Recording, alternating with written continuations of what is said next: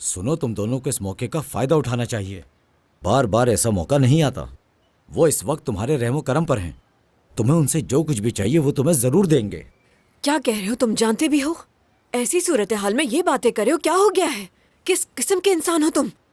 तुम यहाँ से उठो और बाहर जाओ। मुझे अपने बच्चों से अकेले में बात करनी है। बेवकूफ बनने की जरूरत नहीं तुम्हें। उस औरत के मेहरबान होने की वजह सिर्फ उसका बेटा है। क्या पता वो किडनी देने के बाद हमारी जिंदगी को जहन्नुम बना दे।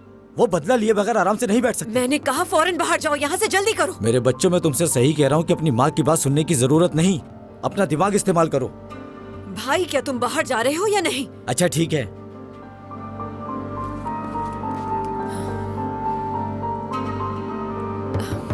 इधर आकर बैठो जरा।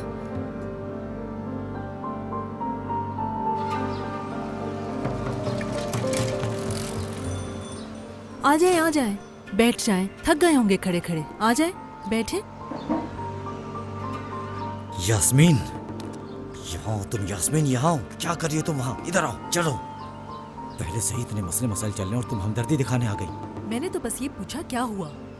मैं तो बस इनकी मदद करने के लिए कुर्सी ले आई ताकि ये आराम से बैठ जाएं। देखो जरा इन्हें किस हाल में। अरे बस भी कर दो। चलो जाओ, जाओ तुम। चलो घर जाओ। ये भी ले जाओ।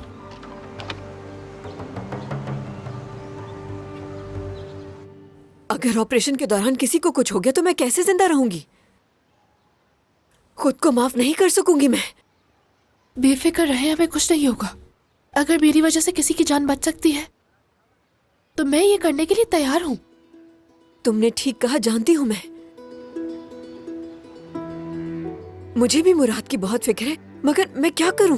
काश मुमकिन होता कि मैं उसे अपना गुर्दा दे सकती, मगर अपने बच्चों के साथ मैं। कमाल तुम्हारा बाप है, लेकिन उसका कोई कर्ज नहीं है तुम लोगों पर। तुम्हारी जिंदगियां मेरी वजह से खराब हुई हैं। तुम लोगों ने चुपचाप सब कुछ सहा, सिर्फ इसलिए क्योंकि वो मेरा इंतखाब था। इसमें आपका क्या कसूर है? अगर कमाल साहब उस वक्त अपने घर वालों के खिलाफ खड़े हो जाते और आपको इस तरह ना छोड़ते तो आज हमारे हालात मुख्तलिफ होते। खुदा के लिए आप खुद को कसूरवार मत ठहराएं। अगर आप क्वालिटी एंटरटेनमेंट YouTube पे देखना चाहते हैं तो यू मस्ट सब्सक्राइब टू आन टीवीज़ YouTube चैनल। आन, a very happy first anniversary.